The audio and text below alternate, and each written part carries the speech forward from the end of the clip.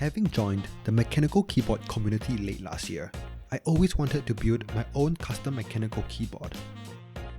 I say build with inverted commas because I got this KBD67 MKII from someone off my local community, and this version is the hot swap version. So I didn't have to solder nor assemble this keyboard from scratch. Furthermore, they came assembled with Everglide steps from the previous owner. I found that the KBD67 MKII was slightly too metallic in its reverb, hence I got craft foam from the store to hopefully dampen the sound. Reassembling the pieces, don't forget that there are 8 screws in total, 4 at the top and 4 at the bottom.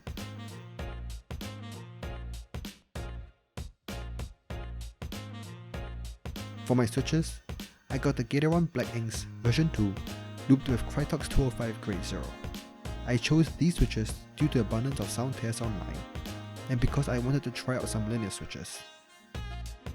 67 switches in total, I decked them out with the EPBT ABS Gateron Black Keycaps set while I wait for my GMK Apollo set to arrive.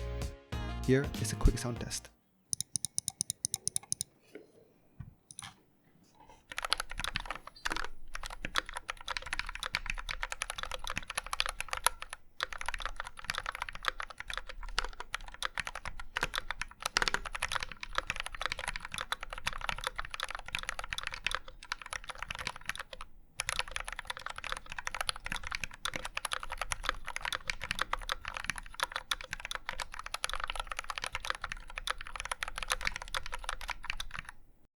Overall, I'm incredibly happy with how the build turned out, with the 65% layout being perfect for my needs.